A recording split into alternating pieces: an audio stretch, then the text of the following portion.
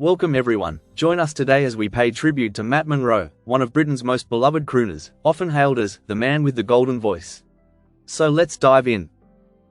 Matt Monro, born Terence Edward Parsons on the 1st of December 1930, in Finsbury, London, in England. He was zodiac sign Sagittarius. Growing up in a working-class family alongside his three brothers, Arthur, Reg, and Harry, and his sister, Alice, his childhood was marked by hardship. His father passed away when he was just 3 years old, and his mother, Alice, succumbed to a brain tumor soon after. Following her illness, Matt was fostered for 2 years and evacuated during the war, though his grandmother later insisted he return home to London during the Blitz. Matt attended Duncombe School in Islington and Elliott School in Putney, but financial struggles forced him to leave at 14 to work. His first job was as an offal boy at the Imperial Tobacco Company.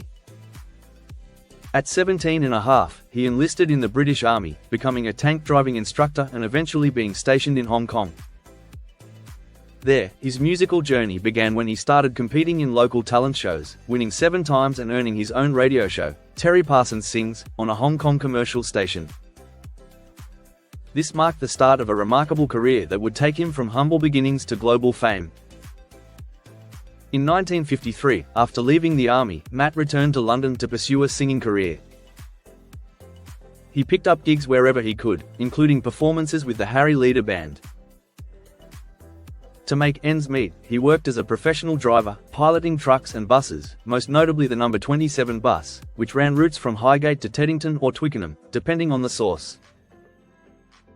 During one of his long-haul truck driving jobs, Terry and some musician friends visited a small studio in Glasgow, Scotland, where he recorded his first song, Polka Dots and Moonbeams.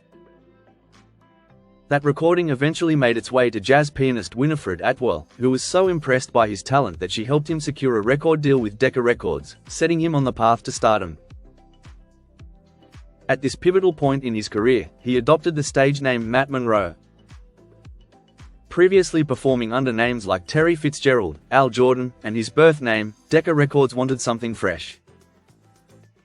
With guidance from Winifred Atwell, he became Matt Monro, Matt, in honor of Matt White, the first Australian journalist to write about him, and Monro, inspired by Atwell's father's first name. In 1956, Matt recorded his debut album, Blue and Sentimental. Decca tested the waters with his single, Everybody Falls in Love with Someone, backed with Out of Sight Out of Mind.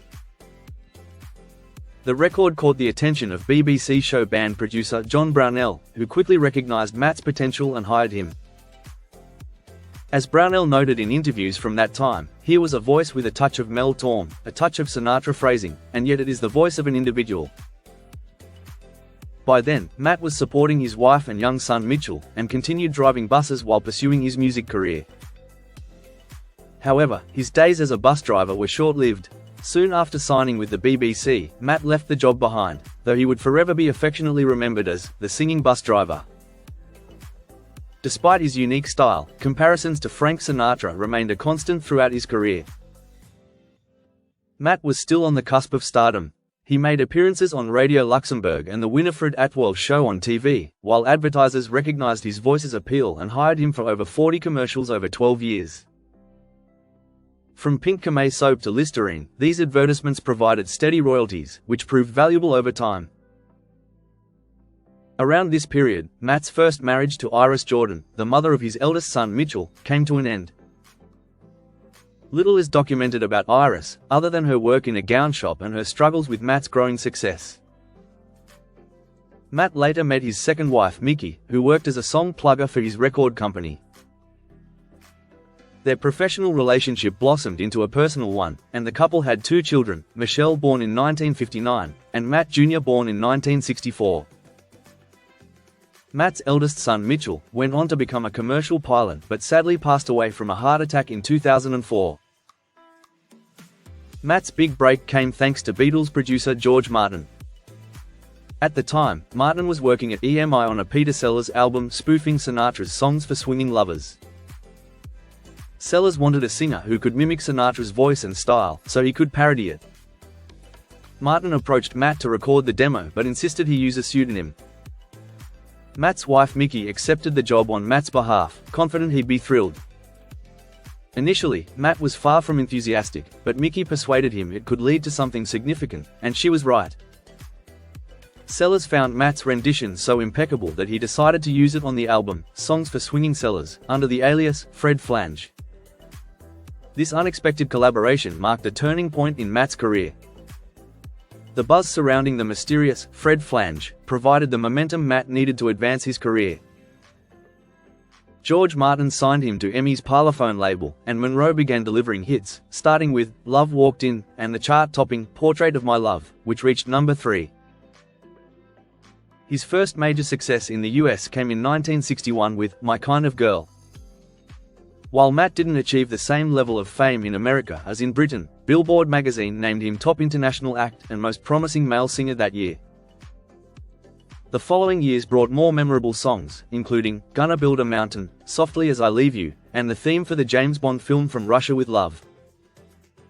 In 1964, Monro represented the UK at the Eurovision Song Contest with I Love the Little Things, finishing second. Inspired by the Austrian entry, Warm Nor Warm, he asked his manager and lyricist Don Black to create an English version. The result, Walk Away, became Black's first major hit. In 1965, Matt's ties to George Martin secured him the honor of being the first artist to record a cover of the Beatles' iconic Yesterday. The death of Nat King Cole in 1965 significantly influenced Matt's career trajectory. Capitol Records, seeking to fill the void left by Cole, saw Matt as the ideal successor. This led to a new recording contract in the US, where he achieved notable success with the Oscar-winning title song for the film Born Free. The track, the second collaboration between John Barry and Don Black, became one of Matt's signature songs.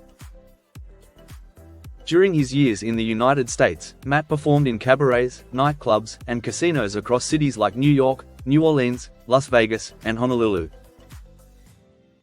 He also became a familiar face on television, appearing on The Tonight Show, The Ed Sullivan Show, The Merv Griffin Show, and The Dick Cavett Show, among others. In 1970, Matt ventured into acting with a role in the film Satan's Harvest, starring alongside Tippi Hedren and his friend George Montgomery. Initially accepting a minor role with only one line, Matt was surprised to find his part significantly expanded by the time he arrived on set in South Africa. Despite their efforts, the movie failed to make a splash at the box office. After recording his final US album, Close to You, in 1970, Matt returned to England. His last charting single, And You Smiled, was released in 1973. On December 31, 1976, Matt performed Don Black's Walk Away during a Jubilee of Music on BBC One, a special celebrating British pop music in honour of Queen Elizabeth II's upcoming Silver Jubilee.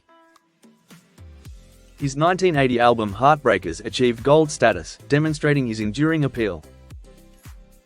Matt continued to tour internationally, performing in nightclubs and making television appearances. In late 1984, while performing in Australia, he initially believed he had food poisoning. Upon returning to England, he consulted a specialist and was diagnosed with liver cancer. Although he was placed on a transplant waiting list, doctors discovered during surgery that the cancer had already spread. A longtime heavy smoker, Matt had also struggled with alcoholism from the 1960s until achieving sobriety in 1981. Tragically, on February 7, 1985, Matt passed away at Cromwell Hospital in Kensington, London, at the age of 54. He left behind his wife Mickey and 3 children, Mitchell, Michelle, and Matthew. He was cremated at Golders Green Crematorium, with his ashes kept by the family. A memorial service was later held in Harrow. And there you have it.